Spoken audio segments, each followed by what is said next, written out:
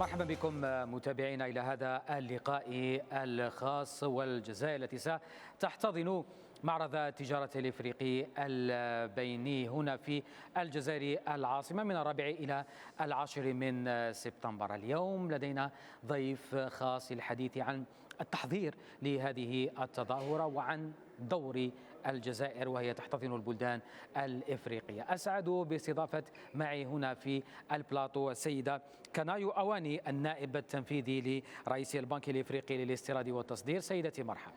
Thank you. It's an absolute pleasure to be here with you. ومع السؤال الأول حتى نبدأ سيدة كنايو، هل لكم أن تشرحوا لنا بإيجاز ما يمثله معرض التجارة البينية الإفريقية ولماذا يعد مستقبلا بالنسبة إلى إفريقيا؟ The Intra-African Trade Fair was conceived by the African Export-Import Bank and working together with the African Union Commission and AFCFTA Secretariat, it became a platform for trade and investment exchange. Why does it matter for Africa? It matters for Africa because a practical reorientation of how Africa trades today. We wanted to promote intra-African trade, which is one of the flagship initiatives of the African Continental Free Trade Area, that Africans trade more with each other, that we expand our value chains, enhance industrialization, because intra-African trade will help us increase our supplies for trade within the continent. Why is it important? It is important because what we're trying to do practically is to bring buyers and sellers from Africa together under one platform, introduce investors to investment opportunities on the continent. Today, what you see is that Kenya, for instance, as an example, will buy raw hide from New Zealand. Yes. Well, Burundi produces it. But there is a lack of access to trade and market information. Countries don't know what their neighbors or the African countries are producing. They don't know what kind of markets exist. They don't even know what partners to use. And that's part of our colonial legacy. What we're trying to do is to area engineer it so that Africans can trade better with each other.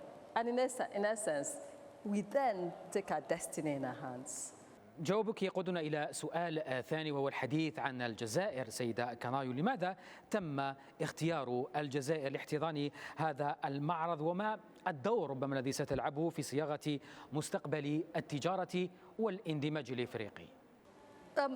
So Algeria was selected because every cycle, the trade fair hosts every 2 years.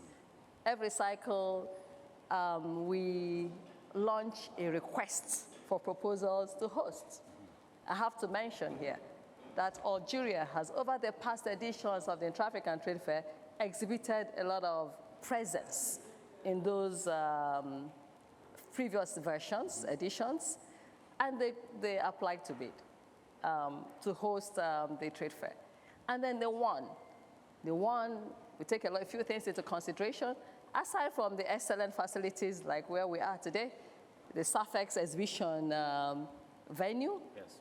They showed a lot of commitment and political interest. There was huge enthusiasm and hunger to host a trade fair. But importantly, even from a trade and investment exchange and business-driven factors, it has the makings, its industrial platform, reasonably diversified economy, a gateway to the rest of the continent, are all factors that we took into consideration in the selection process.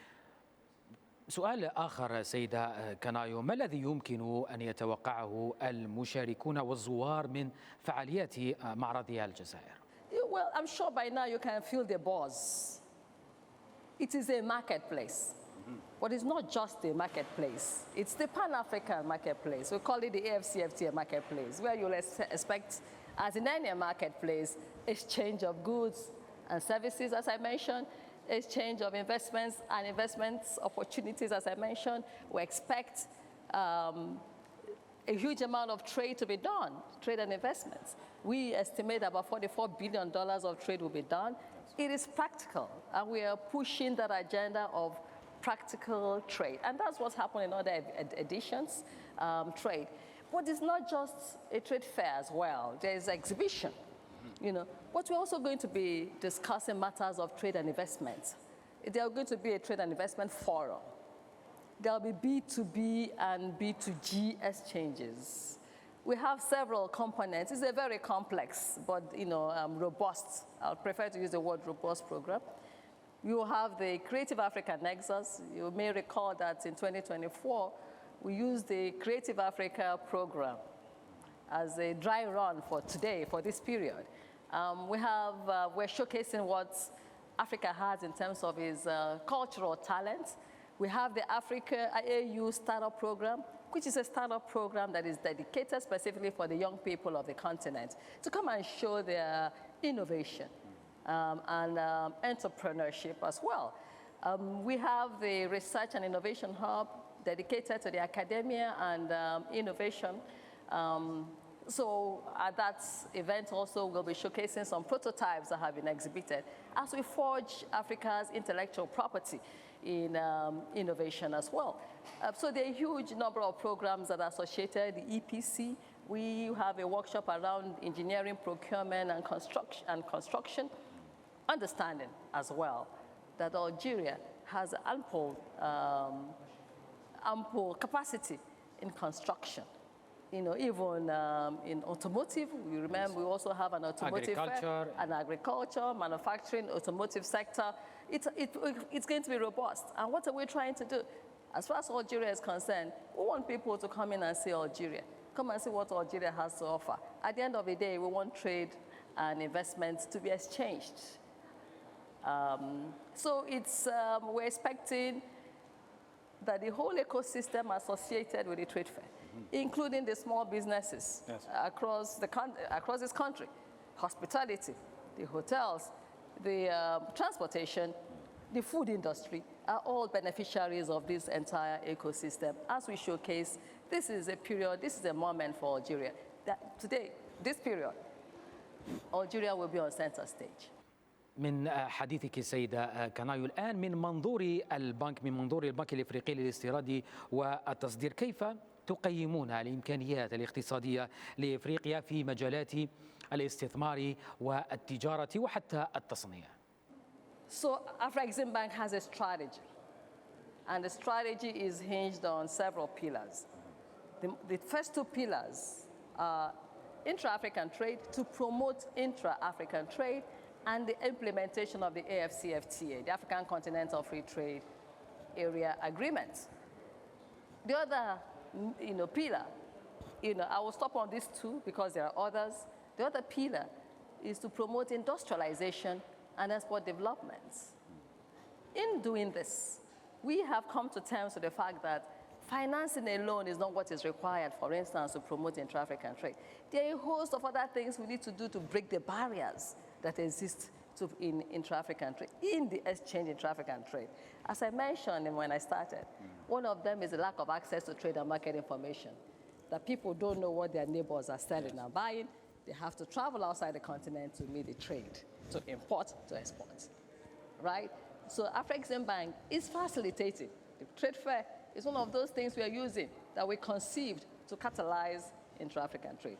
We have several other initiatives, even in the space of trade and market information. We have our payment and Pan-African Payment and Settlement System, PAPS, which is to promote the trade within Africa in local currencies. That will also deal, with the high cost of foreign exchange and reduce the informality of trade. We have other, our MANSA program, for instance, which is a KYC platform, so that African entities are properly KYC'd. We have various other initiatives. I just mentioned about the engineering, procurement, and construction workshop that we're hosting. That EPC workshop is our attempt to ensure that the amount of money spent on infrastructure on this continent is estimated at over $60 billion that African governments spend on infrastructure. But the people who are the companies that are participating in that spend are largely non-Africans. However, Africans have capacity, so EPC capacity. So we're promoting that. Again, So there are a couple of things that we are doing as Afreximbank to catalyze, aside from the fact that we are financing.